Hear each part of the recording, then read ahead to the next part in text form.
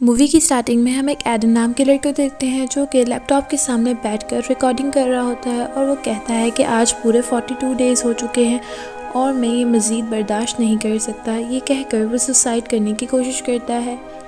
इसके बाद सीन यहीं पर ड्रॉप हो जाता है। हम एडन की लाइफ को देखते हैं जिसकी लाइफ का कोई भी मकसद नहीं था। उसे सिर्फ खाना पीना और खुश रहना पसंद था। इसी तरह एक दिन वो बहुत ज़्यादा ड्रिंक कर सो जाता है, लेकिन जब वो सुबह उठता है तो उसे कुछ आवाज़ें सुनाई देती हैं और ये आवाज़ें ऐसी थी जैसे कोई बाहर लड़ रहा हो।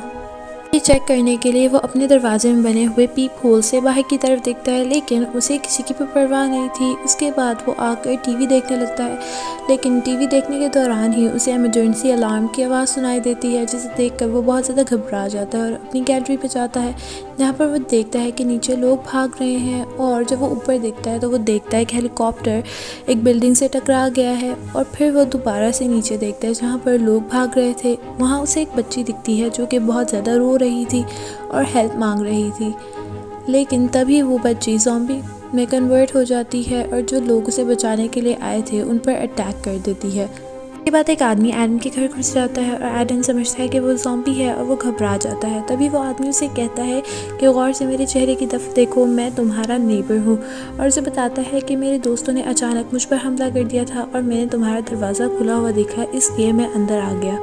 तभी वो अपनी चोट को ठीक करने के लिए आदमी अंदर चला जाता है और तभी एडन न्यूज़ देखता है जहाँ पर बताया जा रहा था कि शहर में एक बहुत ही अजीब सा वायरस फैल चुका है जिससे इन्फेक्टेड होकर लोग ज़ॉम्बीज़ में कन्वर्ट हो रहे थे। तभी वो अपने किचन में से एक नाइफ ले आता है और अपने नेबर के पास चला जाता है।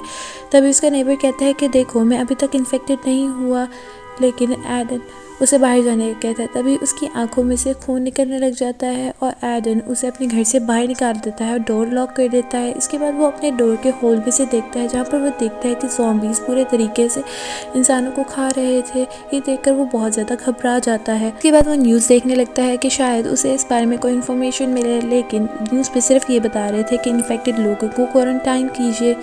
ये देखकर वो अपने पेरेंट्स को कॉल करने लगता है, लेकिन सिग्नल्स ना होने की वजह से कॉल मिल ही नहीं रही थी। तभी नेटवर्क आता है और उसे एक मैसेज रिसीव होता है और वो मैसेज उसके फादर की तरफ से था, जिसमें लिखा हुआ था कि शहर में एक वायरस फैल चुका है जिससे इन्फेक्टेड होकर लोग ज़ॉम्बीज़ में कन्वर्ट हो रहे हैं और तुम अपने घर से बाहर मत निकलना और दरवाजे को लॉक कर लेना। फिर उसके फादर का दूसरा मैसेज मिलता है जिसमें लिखा हुआ था कि तुम अपना और घर वालों का ख्याल रखना और मैं तुम्हारे पास नहीं आ सकता। इसके बाद उसे एक और मैसेज आता है जो कि उसकी मदर की तरफ से था और उसमें लिखा हुआ था कॉल मी।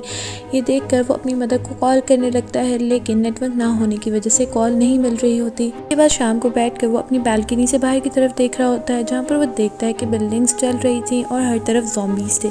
इन सब में उसे सरवाइव करना था, इसलिए वो अपने मिरर पर डे 1 लिखता है और अपनी फैमिली की पिक्चर पर स्टे अलाइव लिखकर अपने आप को मोटिवेट करने की कोशिश करता है। इस तरह दिन गुजरने लगते हैं। एडन अपनी फैमिली से कांटेक्ट करने की बहुत ज़्यादा कोशिश करते हैं, लेकिन कांटेक्ट नहीं हो रहा होता। इसके बाद वो सोचता है कि इन सब चीज़ों के बीच में सर्वाइव करने के लिए उसे कुछ सेफ्टी मेजर्स करने चाहिए, इसलिए वो अपने फ्रिज को घसीट कर अपने डोर की तरफ लेकर जा रहा होता है। तभी न्यूज़ आती है जिसमें बताया जा रहा था कि आगे जाकर पानी की कमी आने वाली है, जिसकी वजह से ज़्यादा पानी स्टोर कर लीजिए। और न्यूज़ में ये भी बताया जा रहा होता है कि खाने के बगैर इंसान 3 हफ्ते तक ज़िंदा रह सकता है, जबकि पानी के बगैर सिर्फ 3 दिन तक ही ज़िंदा रह सकता है। और फिर हम देखते हैं कि एडन अपने लैपटॉप पर रिकॉर्डिंग कर रहा होता है और वो बता रहा होता है कि इस वायरस को शुरू हुए अब 7 दिन हो चुके हैं और वो डे 1 से अकेला रह रहा है। और वो ये भी कहता है कि वो कभी भी अपनी ज़िंदगी में अकेला नहीं रहा। तभी उसे बाहर से किसी के चिल्लाने की आवाज़ आती है, लेकिन वो इग्नोर कर अपनी वीडियो को कंटिन्यू करता है। इसके बाद हम एडन को देखते हैं जो अपनी विंडो को न्यूज़पेपर से कवर कर रहा होता है और एक छोटी सी स्पेस छोड़ देता है ताकि वो बाहर देख सके। इसी वक्त हम न्यूज़ को भी सुनते हैं जिसमें बताया जा रहा था कि वायरस सीधा इंसान के ब्रेन पे अटैक करता है और इंसान की सोचने समझने की सलाहियत खो बैठता है, और जो इंसान ज़ॉम्बी बनने से पहले वर्ड्स कहता है उसे बार बार रिपीट कर रहा होता है, और अगर इन्हें थोड़ी सी आवाज़ सुनाई दे जाए तो वो फ़ौरन अटैक कर देते हैं। ये सुनकर एडन बहुत ज़्यादा डर जाता है। तभी उसको अपने दरवाजे के बाहर से एक ज़ॉम्बी की आवाज़ आती है। इसके बाद वो दोबारा से वीडियो रिकॉर्ड करने लग जाता है और वो बताता है कि आज पूरे 16 दिन हो चुके हैं और पानी की सप्लाई भी पूरी तरह से ख़त्म हो चुकी है, न्यूज़ आना भी बंद हो गई है। और वो बताता है कि वो पुरानी न्यूज़ को ही बार बार दिखा रहे होते हैं और एडन उसे देख रहा होता है कि शायद उसे उसकी फैमिली की की कोई इन्फॉर्मेशन मिल जाए। और फिर वो फिर से रिकॉर्डिंग करने लगता है। वो कहता है कि मेरे पास करने के लिए कुछ भी नहीं है और मैं बिल्कुल अकेला हूँ। वो कहता है कि अगर मैं इसी तरह अकेला रहा तो मैं एक दिन पागल हो जाऊँगा। अभी रिकॉर्डिंग कर ही रहा होता है कि उसे बाहर से किसी की आवाज़ आती है, तो वो बेसबॉल बैट उठाकर बाहर चेक करने के लिए जाता है। तो वो देखता है कि बाथरूम की वेंटिलेशन से एक ज़ॉम्बी अंदर आ गया है। ये देखकर वो जल्दी से अपने कमरे में छुप जाता है और वो ज़ॉम्बी उसे ढूंढने लगती है। तभी वो पीछे से आकर उस पर अटैक करता है और उसे मार डालता है और इसके बाद वो अपनी वेंटिलेशन विंडो को भी कवर कर देता है। इसी तरह 5 से 6 हफ्ते गुजर जाते हैं और एडन दोबारा से अपने वीडियो कैमरा के सामने रिकॉर्डिंग करने लगता है। वो कहता है कि अब मुझे खाए हुए 3 से 4 दिन हो चुके हैं और घर पे खाने के लिए कुछ भी मौजूद नहीं है। तभी नेटवर्क दोबारा रिस्टोर होता है और वो दोबारा से अपनी मदर को कॉल करने की कोशिश करता है, लेकिन फ़ोन कनेक्ट नहीं हो रहा होता। और तभी उसे उसकी मदर का वॉइस मैसेज आता है जिसमें वो कहती है कि तुम्हारी सिस्टर गुम हो गई है और उसका कुछ भी पता नहीं चल रहा और तुम अपनी सिस्टर को ढूंढो। अभी वो ये बात कर ही रही होती हैं, तभी वहाँ पर ज़ॉम्बीज़ आ जाते हैं और वहाँ पर चीखने चिल्लाने की आवाज़ें आने लग जाती हैं और इसी के साथ ये वॉइस मैसेज वहाँ पर ख़त्म हो जाता है। सुनकर वो बहुत ज़्यादा रोने लगता है और अपना बेसबॉल बैट लेकर अपने अपार्टमेंट से बाहर आ जाता है और वो वहाँ पर उसी पड़ोसी को देखता है जो पहले उसके घर के अंदर आया था। यहाँ पर हम देखते हैं कि वो सारे ज़ॉम्बीज़ एडन पर अटैक करने लगते हैं, लेकिन एडन किसी तरह अपनी जान बचाकर अपने अपार्टमेंट में वापस आ जाता है और अपने दरवाजे के होल में से बाहर देखता है जहाँ पर उसे ज़ॉम्बी दिखता है। इसके बाद वो जब अपने घर में आता है चेक करता है तो इलेक्ट्रिसिटी भी चली जाती है और फिर वो ये सोच रहा होता है कि इंसान इस तरह कैसे ज़िंदा रह सकता है, ना खाने को कुछ ना पीने को कुछ, और अब तो इलेक्ट्रिसिटी भी नहीं थी। इसके बाद वो ये जाकर अपने कैमरे के सामने रिकॉर्डिंग करने लगता है। वो डिसाइड करता है कि वो सुसाइड कर लेगा, लेकिन जैसे वो सुसाइड करने लगता है तो तभी उसे अपने घर के सामने वाले फ्लैट में एक लड़की दिखती है जो कि वहाँ बैठ कर ड्राइंग कर रही थी। ये देखते हुए उसकी गियर फिसल जाती है और वो लटक जाता है, लेकिन उसकी किस्मत अच्छी होती है कि वो नीचे गिर जाता है और वो भागकर दोबारा से खिड़की पर जाता है और उस लड़की को देखने लगता है। और वो लड़की समझती है कि शायद वो ज़ॉम्बी है, इसलिए वो अपने पर्दों को आगे कर लेती है। इसके बाद हम देखते हैं कि एडन बहुत अजीब हरकतें करने लगता है। वो छुरी से अपने बाल काटने लगता है और फिर दोबारा से रिकॉर्डिंग करने लगता है और उसके बाद वो सारी चीज़ें उस पेपर पर लिखता है जो कि वो उस लड़की से कहना चाहता था। और सुबह वो जल्दी उठ जाता है और खिड़की के पास आ जाता है। हम यहाँ देखते हैं कि वो लड़की भी ज़्यादातर अपनी विंडो पर ही रहा करती थी और एडन उसे हाय कहकर हैंड वेव करने लगता है और वो लड़की भी ये देखकर खुश हो जाती है। और इसके बाद एडन उसे अपना नाम बताता है और वो लड़की भी उसे अपना नाम बताती है और उसका नाम ईवा था। ईवा अब एडन से पूछती है कि क्या उसके पास खाने के लिए कुछ है, लेकिन एडन उसे कहता है कि उसके पास खाने के लिए कुछ नहीं है, लेकिन उसके पास पीने के लिए बहुत सारा पानी है। ये देखकर वो खुश हो जाती है। इसके बाद उसे ज़ॉम्बीज़ की आवाज़ आती है और फ़ौरन अपने कर्टन्स को आगे कर लेती है। तभी वो उसे कहता है क्या वो दोबारा बात कर सकते हैं, तो वो उसे हाँ में जवाब देती है। उनको बहुत ज़्यादा भूख लग रही थी लेकिन उसे कुछ नहीं मिलता है, इसलिए वो टूथपेस्ट ही खा जाता है।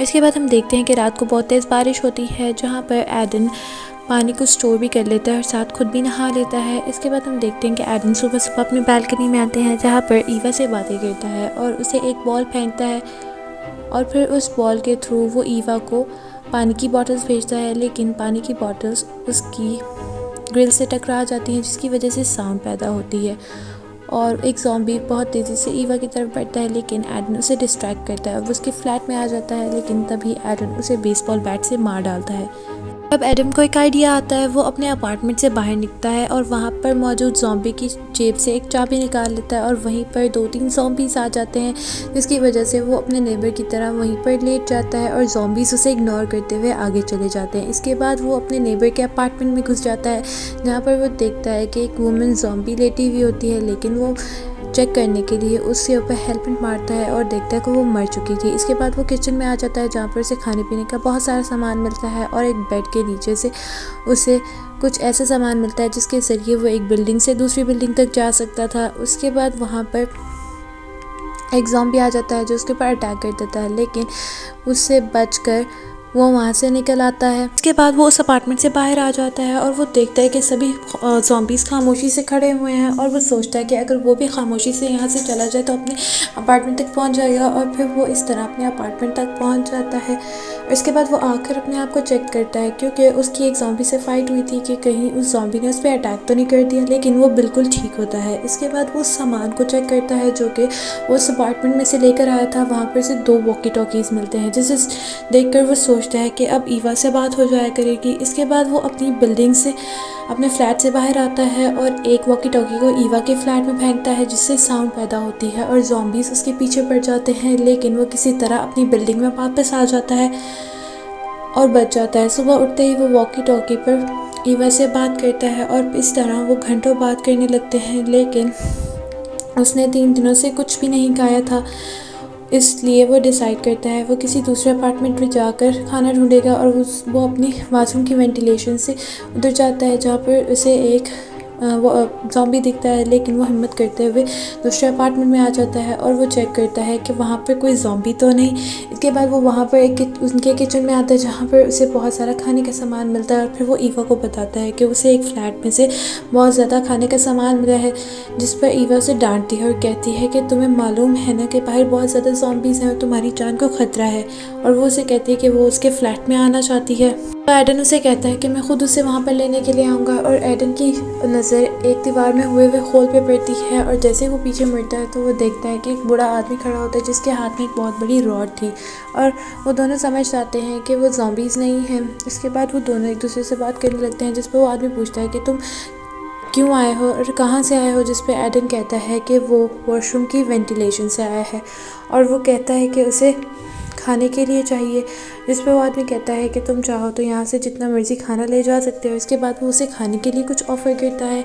खाने के दौरान वो आदमी एडन से कहता है कि पीछे से वो उसे एक बॉटल उठा कर दे और जैसे ही एडन बॉटल उठाने के लिए मुड़ता है तो वो आदमी उसके सर पर अटैक कर देता है, जिसकी वजह से एडन बेहोश हो जाता है। और जब एडन को होश आती है तो वो अपने आप को देखता है कि वो बंधा हुआ है और इसके पास एक ज़ॉम्बी है जो कि उस आदमी की वाइफ थी और वो बार बार कह रही थी कि प्लीज़ मुझे मार दो, जिस पर एडन उस बूढ़े आदमी से पूछता है कि क्या उसकी वाइफ की ख्वाहिश ये थी कि उसे मार दिया जाए, जिस पर वो बूढ़ा आदमी कहता है कि हाँ, मेरी वाइफ यही चाहती थी कि मैं उसे मार दूँ, लेकिन जब मेरी वाइफ को भूख लगी तो मैंने उसको अपना डॉग खाने के लिए दे दिया। और वो कहता है कि साइंटिस्ट बहुत जल्दी इसका एंटीडोट ढूंढ लेंगे और वो चाहता है कि वो अपनी वाइफ को ना मारे। पूरा आदमी एडन को कुछ टैबलेट्स देता है जिससे वो कहता है कि खा लो, इससे तुम्हें मरने में ज़्यादा तकलीफ़ नहीं होगी। इसके बाद वो बूढ़ा आदमी वहाँ पर एडन को बांध के उस कमरे से चला जाता है और एडन किसी तरह अपने आप को वहाँ से छुड़ा लेता है। और इसके बाद वो बूढ़ा आदमी जैसे उसे पकड़ने की कोशिश करता है तो वो उसको उसकी वाइफ के सामने डाल देता है और दरवाजे को बंद कर देता है। इसके बाद वो सारा सामान पैक करके जा रहा होता है कि ईवा को उसको वॉकी टॉकी पर कहती है कि उसके अपार्टमेंट में बहुत ज़्यादा ज़ॉम्बीज़ आ गए हैं। इसके बाद वो अपने अपार्टमेंट जाता है और ईवा के अपार्टमेंट की तरफ जंप लगाता है, लेकिन वो नीचे गिर जाता है। इसके बाद ईवा एक बेडशीट उसकी तरफ फेंकती है ताकि एडम उसे पकड़ के उसके पास आ सके, लेकिन ज़ॉम्बीज़ भी उन्हें फॉलो कर रहे होते हैं, इसलिए एडम एक फ्लोर पहले ही उतर जाता है और एडन उस बेडशीट की बनी हुई रस्सी को काट देता है और ईवा को एक फ्लोर जंप करने के लिए कहता है और ईवा ऐसे ही करती है। और इसके बाद वो दोनों मिल जाते हैं। वहाँ पर वो कहते हैं कि उनका यहाँ रहना सेफ नहीं है, इसलिए वो अपने अपार्टमेंट की तरफ निकलते हैं और वहाँ पर उनके ऊपर ज़ॉम्बीज़ अटैक कर देते हैं उनको मारते हुए। जैसे वो अपने अपार्टमेंट की तरफ बढ़ते हैं तो वहाँ पर 2 और ज़ॉम्बीज़ आ जाते हैं जो कि दरवाज़ा खुलने पर उन पर अटैक कर देते हैं, जिसमें से एक ज़ॉम्बी को वो सीढ़ियों से नीचे फेंक देता है जबकि दूसरा ज़ॉम्बी उसको पकड़ लेता है और उस पर अटैक करने की कोशिश करता है। यहाँ पर ईवा पीछे से उस ज़ॉम्बी को मार देती है। इसके बाद वो दोनों ज़ॉम्बीज़ का मुकाबला करते हुए अपार्टमेंट में आ जाते हैं, लेकिन जैसे ही एडन अपार्टमेंट में आने की कोशिश करता है तो एक ज़ॉम्बी उस पर अटैक कर देता है, लेकिन फिर एडन जल्दी से अपने अपार्टमेंट में आ जाता है और उसे एक बेसबॉल बैट देते हुए कहता है कि मुझ पर ज़ॉम्बी ने अटैक किया, इसलिए तुम मुझे मार दो। और इसके बाद वो एक स्टूल पर खड़ा होकर नीचे कूदने की कोशिश करता है, लेकिन जैसे वो कूदने लगता है तो वो देखता है कि उसको ज़ॉम्बी ने ही काटा था, इसलिए वो इन्फेक्टेड नहीं था और इससे वो बहुत ज़्यादा खुश हो जाते हैं। इसके बाद वो देखते हैं कि सारे ज़ॉम्बीज़ ने उनको घेर लिया है और वो एक फ्रिज को दरवाजे के सामने लगा देते हैं। और फिर एडन ईवा को कहता है कि हम इन ज़ॉम्बीज़ का मुकाबला करेंगे और एक दिन ऐसा आएगा कि हम लोग बच जाएंगे। और यहाँ पर वो दोनों एक दूसरे को हक करते हैं। यहाँ पर मूवी एंड हो जाती है। Thanks for watching.